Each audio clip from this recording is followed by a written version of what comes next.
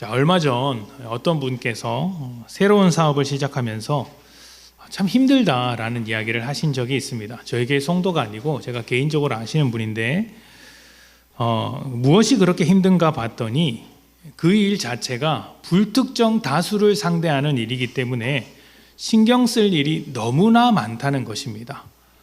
사람들 사이에서 들려오는 잡음도 심하고 또 그런 사람들의 잡음과 기대감을 충족시켜 주려니 해야 할 일이 너무 많다는 것이죠. 그래서 그 하나하나를 살피다가 갈피를 잡지 못하고 이제 흔들리게 되고 또 할 일은 많아서 바쁜데 정작 진행되는 일은 없고 그래서 참 스트레스를 받는다 이렇게 이야기를 한 적이 있습니다.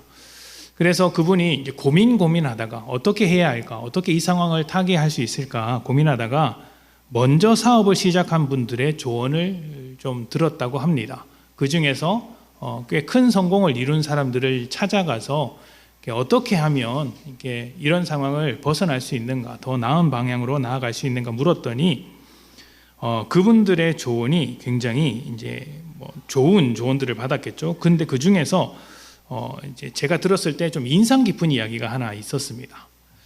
무엇이냐면 사업을 하는 이유와 목적을 분명히 하라는 것이죠.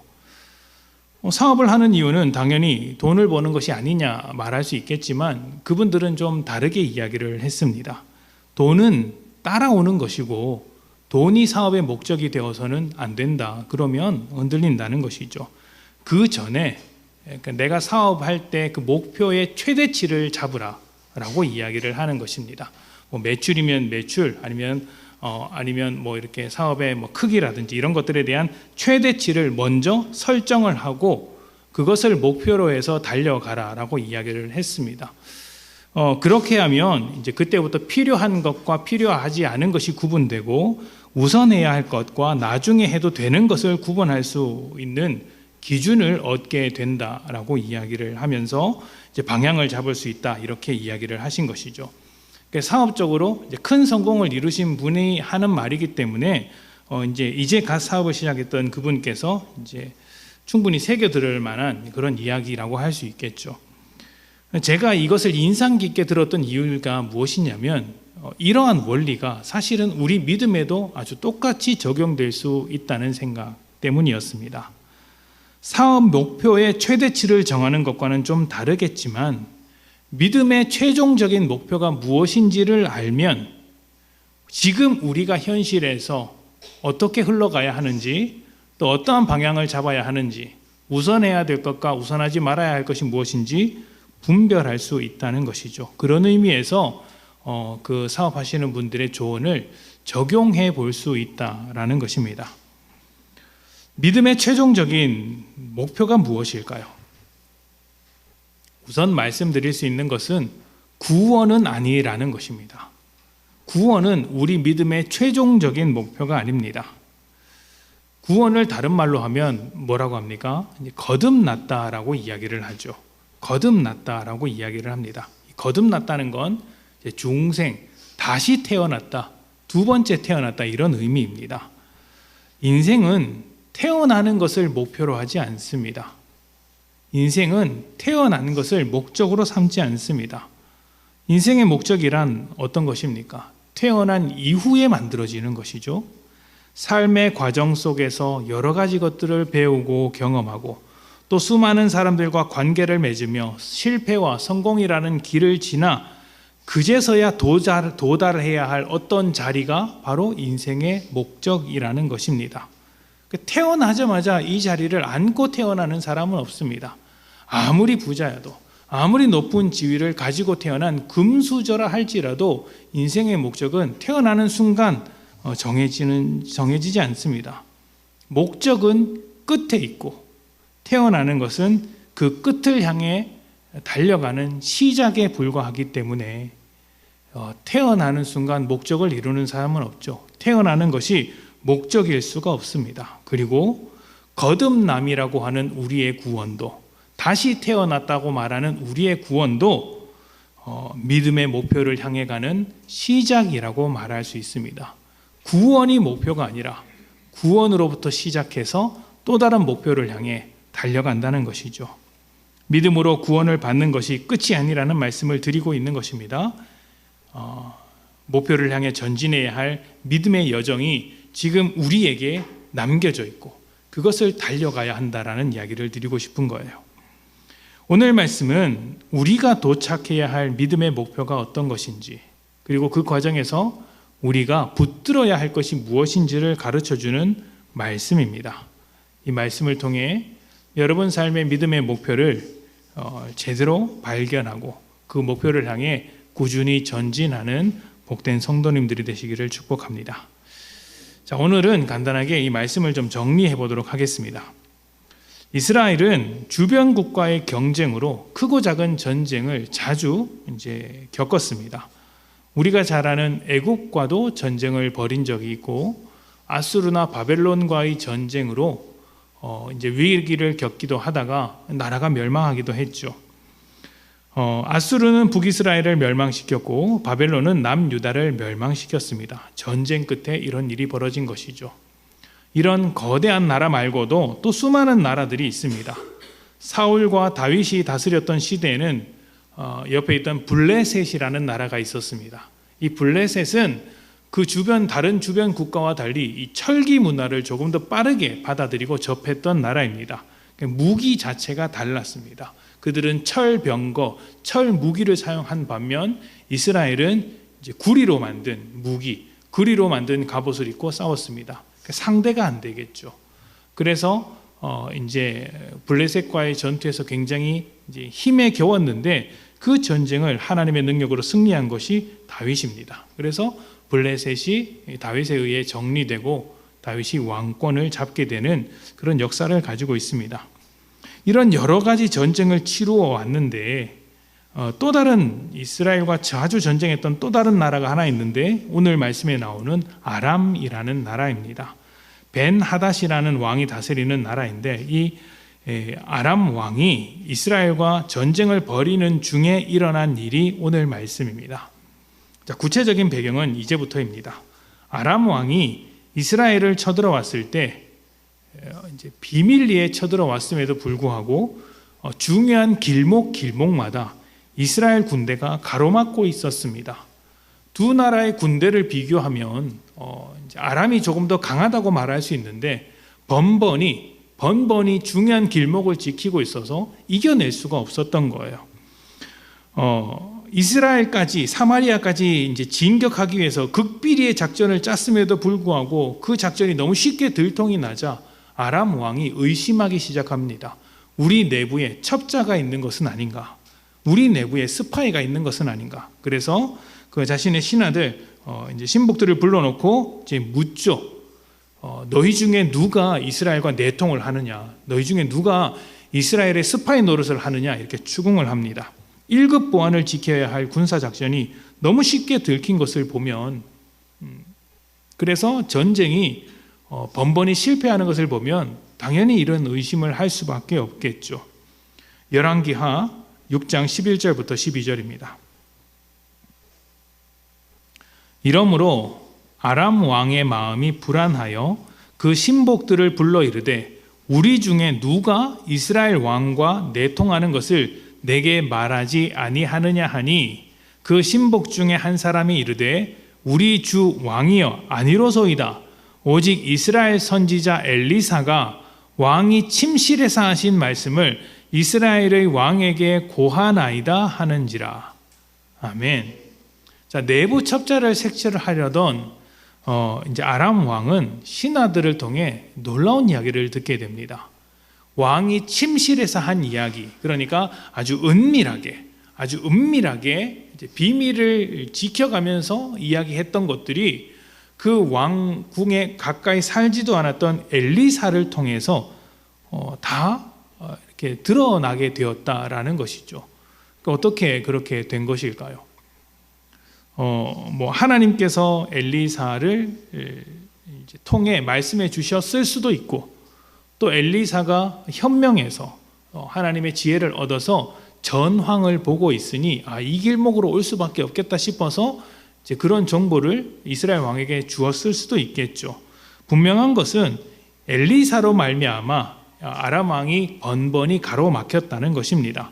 그러면 아람 왕이 해야 할 일이 무엇입니까? 이스라엘을 침략하기 전에 일단 엘리사를 제거해야 합니다. 엘리사만 제거하면 이스라엘 왕과 그 군대는 눈먼 상태가 될 것입니다. 그렇죠? 그래서 군대를 보냅니다. 그 전보다 더 많은 병력을 이끌고 도단이라는 지역으로 넘어갑니다. 그곳은 엘리사가 살고 있었는데 그 엘리사가 살고 있는 성읍을 이렇게 둘러싸고 엘리사를 처리하려고 했던 것입니다. 그동안 아람이 이스라엘을 넘어올 때마다 넘어온 것을 알고 있었던 이제 엘리사였기 때문에 엘리사가 지금 자신을 죽이러 이 성읍에 군대가 왔다는 것을 모를 리가 없습니다. 당연히 알고 있겠죠. 그런데 엘리사는 도망가지 않습니다. 그리고 마치 그들을 기다리고 있는 것처럼 보입니다. 왜 도망가지 않았을까요? 더 큰 군대를 끌고 이제 그 성읍을 둘러쌌습니다. 둘러싸면 이제 빠져나가질 못하잖아요. 그 전에 빠져나가야 하는데 왜 빠져나가지 않았을까요? 왜 이스라엘 왕에게 미리 말해서 자신을 지켜달라고 말하지 않았을까요? 답은 이제 간단합니다. 열왕기하 6장 15절부터 17절입니다. 우리 같이 읽어볼까요? 자, 시작. 하나님의 사람의 사환이 일찍이 일어나서 나가보니 군사와 말과 병거가 성읍을 에워쌌는지라. 그의 사환이 엘리사에게 말하되 내 주여 우리가 어찌하리까 하니 대답하되 두려워하지 말라.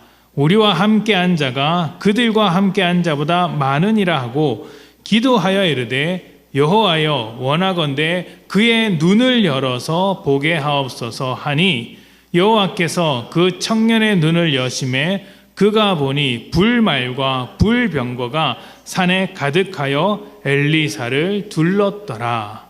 아멘.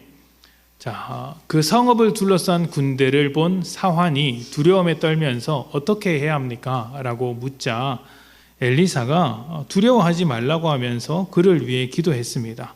기도하자 눈이 열리면서 그동안 보이지 않았던 것들이 보이기 시작합니다. 불말과 불병거가 온 산에 가득하여서 엘리사를 지켜주고 있었던 것이죠. 그러니까 엘리사는 왜 도망을 안 간 것입니까? 이미 그것을 알고 있었기 때문이에요. 다른 모든 사람들은 보지 못하고 있는 상황이지만 엘리사는 그것을 보고 있는 상황이었던 것이죠. 불말과 불병거는 아주 강력한 군대를 나타내는 말이기도 하지만 그 군대 이전에 하나님의 일하심을 보여주는 말이기도 합니다. 아무리 강력한 아람의 군대가 왔더라도 하나님은 그보다 더 큰 군대로서 지켜주고 계시다는 것을 보여주시는 것이죠. 엘리사는 그의 스승 엘리야가 떠난 뒤로부터 계속해서 하나님의 일하심을 경험했습니다. 간단하게로는 그 강물을 쳐서 물이 갈라지는 것을 경험했고 또 조금 더 크게는 이제 먹을 것이 없는 자를 살리는 그런 일들도 경험했기 때문에 하나님께서 얼마나 능력 있으신 분인지 얼마나 강력하게 우리를 지켜주실 수 있는 분인지를 신뢰하고 있었습니다. 그 일하심에 대한 신뢰가 있었기 때문에 두려움에 떨지 않았던 것이고 이제 사환도 엘리사의 기도 덕분에 하나님의 일하심을 함께 볼 수 있는 자리에 선 것입니다.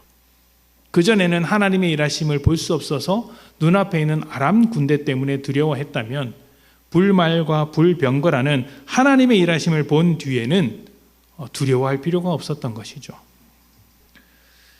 가끔씩 안목이 남다른 사람을 만날 때가 있습니다.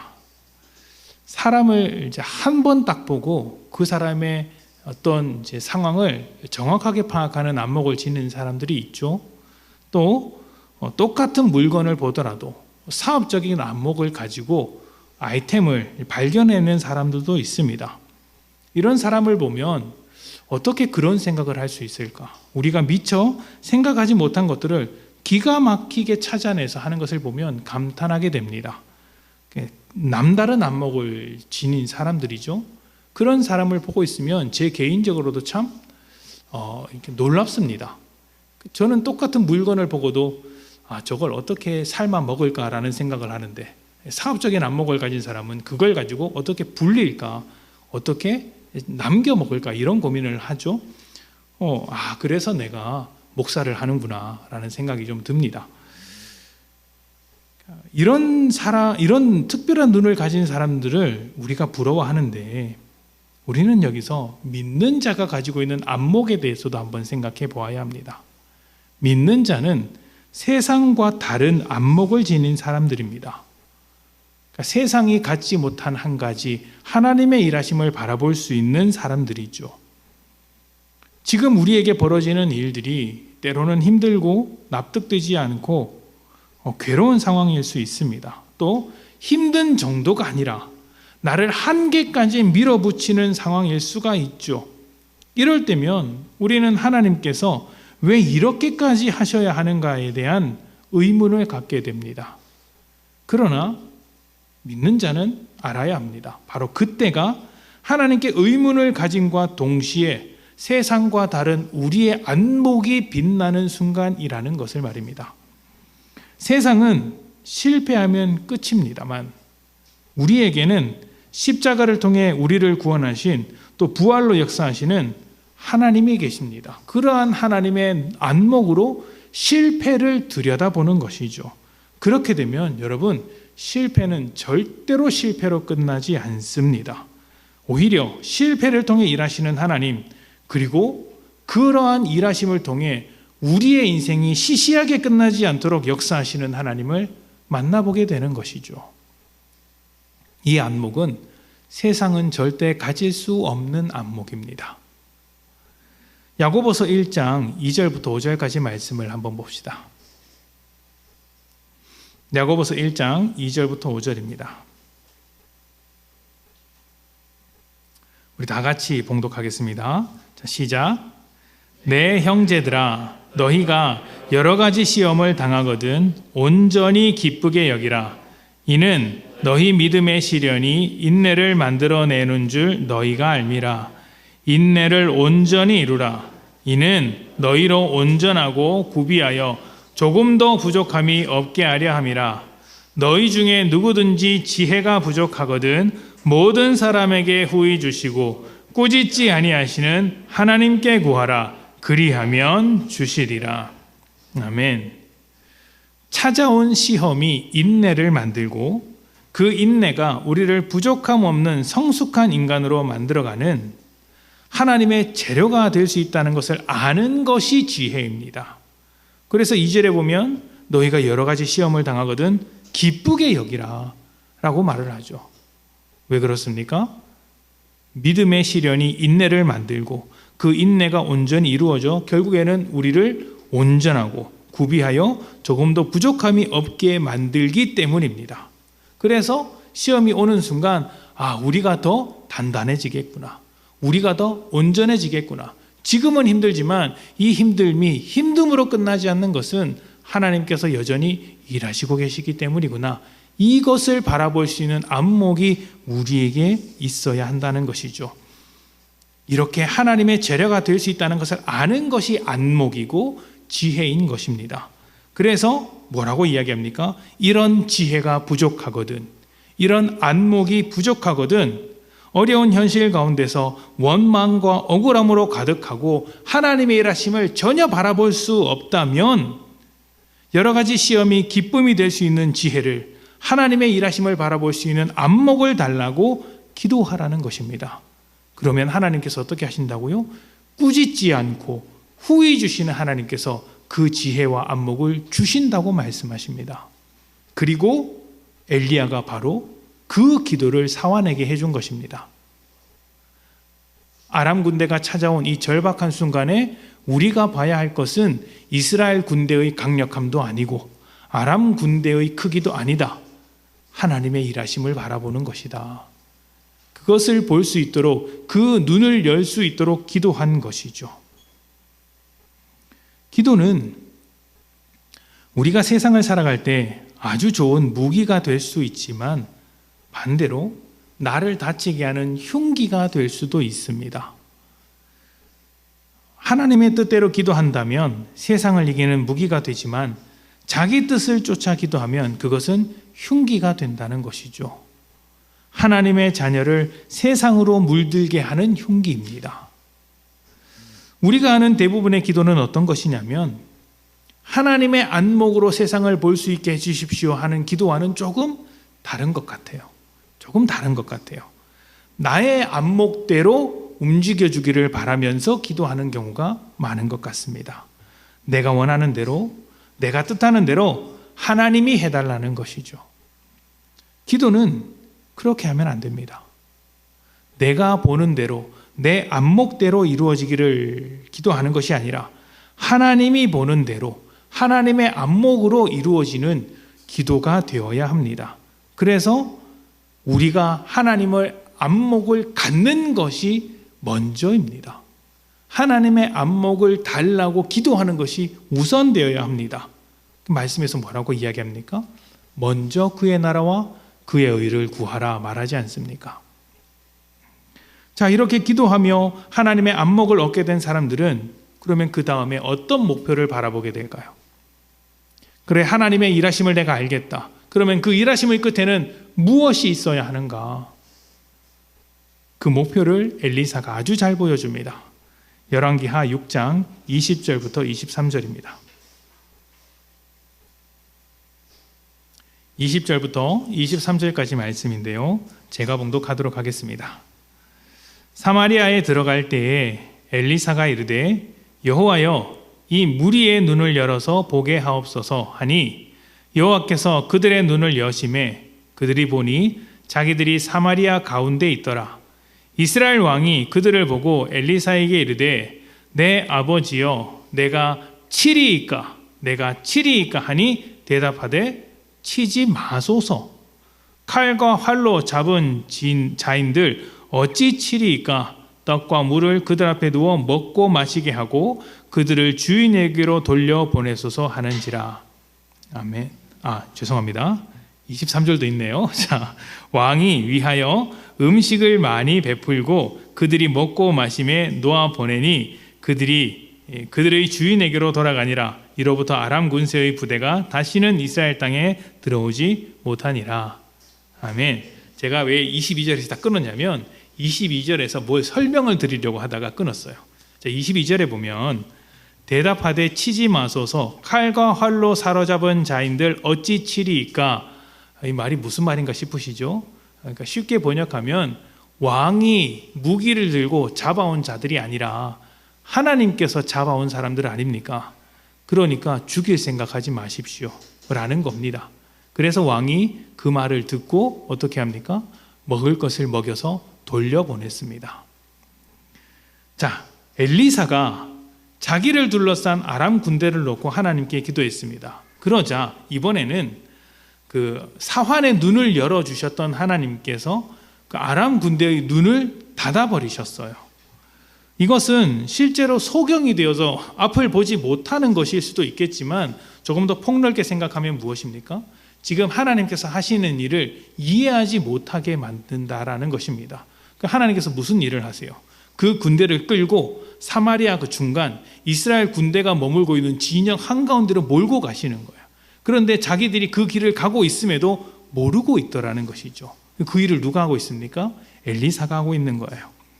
엘리사는 그들을 이끌고 이스라엘 군대가 있는 곳 중심까지 들어갑니다. 그리고 그들이 이 모든 상황을 깨달았을 때는 이미 늦었죠. 이제 죽을 일만 남았습니다. 적군에게 둘러싸여서 죽을 일만 남아 있죠. 전혀 손을 쓸 수 없는 상황이고 이제 말 한마디면 이제 다 끝납니다. 그런데 엘리사가 여기서 뜻밖의 말을 하는 것입니다. 왕이여, 그 군대를 죽여서는 안 된다. 그 군대를 죽이는 것은 하나님의 뜻과 다른 것이다. 이렇게 말을 하는 것입니다. 여러분, 전쟁은 죽고 죽이는 것밖에 없습니다. 그리고 지금 이 군대가 어떤 군대냐면 엘리사를 잡기 위해서 온 군대인데 그 이전에 온 그 어떤 병력보다 더 많은 병력이에요. 이들을 살려보내면 그 다음 전쟁에서 내가 이들과 싸워야 하는데 지금까지 그 어떤 병력보다 더 많은 병력인 거예요. 그러면 내가 불리합니까? 불리하지 않습니까? 불리하죠. 이들을 죽이는 게 전쟁에 훨씬 더 유리합니다. 죽이는 게 전쟁에서 현명한 것이죠. 그런데 엘리사는 죽이지 말라, 이렇게 이야기를 하는 것입니다. 오히려 그들에게 먹을 것을 주고 살던 나라로 돌아가게 합니다. 왜 그랬을까요? 왜 이렇게 했을까요? 엘리사는 하나님의 일하심을 보는 안목을 가지고 있었기 때문이죠. 그 이전에 하나님께서 전쟁에서 승리케 하신 것도 이스라엘의 강함이 아니었고 또 아람의 약함도 아니었다. 하나님이 주시는 승리였다. 그래서 지금 이들을 살려보내는 것, 이들을 죽이지 않고 살려보내는 것이 전쟁의 승패를 결정짓지 않는다는 것을 누구보다 엘리사가 잘 알고 있었던 것이에요. 그래서 돌려보낸 것이죠. 그리고 하나님의 안목으로 하나님이 정말 무엇을 원하고 계시는지를 보고 있었습니다. 하나님은 모든 민족이 하나님을 경험하고 하나님의 백성이 되는 것을 바라고 계십니다. 엘리사 역시 하나님의 그런 소망 때문에 부르심을 받은 사람이었죠. 엘리야가 떠난 뒤에 엘리사는 하나님을 경험했고 하나님의 안목을 가지게 되었으니 이제 아람 사람들도 지금 그 눈을 멀게 하셔서 일하신 하나님, 또 죽을 위험에서 은혜를 베풀어 주신 하나님을 경험하고 돌아가서 하나님의 백성이 되기를 바라는 마음에 그냥 돌려보냈던 것입니다. 하나님을 경험하고 하나님을 기억할 수 있는 기회를 열어준 것이죠. 이 모든 것은 인류를 구원하시며 하나님 나라를 세우시려는 하나님의 계획 중의 일부라는 것도 엘리사는 알고 있는 것입니다. 당장의 전쟁의 승패보다 더 중요한 하나님의 뜻을 바라보며 결정할 수 있었던 것이죠. 구원으로 출발한 인생이 여러 과정을 겪으면서 도착하는 목표 지점은 하나님 나라를 이루기까지 우리가 하나님의 자녀로서 온전해지는 것입니다. 이것이 우리 믿음이 가지고 있는 목적입니다. 이 과정에서 우리는 아람 군대가 둘러싸는 것 같은 암담하고 답답한 현실을 만날 수도 있습니다. 꽤 자주 만날 것입니다. 그러나 그런 중에도 하나님의 일하심을 바라볼 수 있는 안목이 있다면 우리는 내가 처하고 있는 현실과 상관없이 여전히 이루어지고 있는 하나님의 나라를 보게 됩니다. 그리고 지금 내가 겪고 있는 이 일이 하나님 나라를 이루어가는데 아주 필요한 일이라는 것도 발견하게 되죠. 어떻게 하겠습니까? 그 상황 속에서 더욱 하나님 나라의 백성으로 온전해지기를 애쓰지 않겠습니까? 좌절하겠습니까? 또 세상의 정욕으로 살고 나의 안목으로 살면 좌절할 수도 있겠지만 하나님이 이루실 것을 생각하면 그 암담한 상황 속에서도 좌절하지 않죠. 하나님의 일하심을 보기 때문입니다. 하나님의 이러한 안목, 하나님의 일하심을 보는 안목을 놓치지 마십시오. 세상은 이 안목을 가리고 세상을 바라보라고 이야기를 합니다. 하나님의 안목을 놓치지 마십시오. 만약 하나님의 안목이 부족하다고 생각되면 여러분 기도하십시오. 하나님은 후히 주시고 꾸짖지 않으시며 우리에게 지혜를 넉넉히 주는 분이십니다. 답답한 상황에서 하나님, 내가 어떻게 해야 될지 모르겠습니다 라고 하나님을 붙들고 하나님께 기도해서 하나님, 하나님의 안목을 주십시오라고 한다면 하나님께서 우리의 눈을 뜨게 하실 것입니다. 그리고 하나님의 일을 보게 하실 것입니다. 그렇게 우리가 하나님의 안목을 갖게 된다면 여러분 어떻게 될까요? 세상 안목을 가진 사람들에게 우리는 소망이 되는 거예요. 세상 안목밖에 가지지 못한 사람들에게 우리는 하나님의 일하심을 소개할 수 있는 사람들이 되는 거예요. 여러분 전도할 때 그런 경험이 있지 않습니까? 시리에 빠져서 낙망하고 있는 사람에게 어떤 길을 찾지 못하는 사람에게 찾아가서 뭐라고 이야기합니까? 우리가 믿는 하나님이 어떻게 일하실지를 가르쳐 주지 않습니까? 그러면 그런 중에 좌절함에서 벗어나 새로운 소망을 갖는 사람들도 있습니다. 하나님의 안목을 가진 사람들만이 할 수 있는 이야기예요. 이제 우리는 명절 연휴를 맞이해서 이제 흩어집니다. 매일 일상으로 흩어졌던 교회가 조금 더 멀리 각 지역으로, 고향으로 흩어지게 됩니다. 그곳에서 가족들을 만나게 될 텐데, 세상의 안목으로 가득한 가족들 안에서 여러분만큼은 하나님의 안목으로 대화할 수 있었으면 좋겠습니다. 하나님의 안목으로서 빛나시기를 축복합니다. 그렇게 되면 가족들이 여러분을 통해 위로받고 회복되며 여러분이 가정이 모인 그 자리가 하나님 나라 될 것입니다. 이 명절 하나님의 안목으로 풍성한 시간으로 만들어 가시기를 축복합니다. 우리 함께 기도하겠습니다.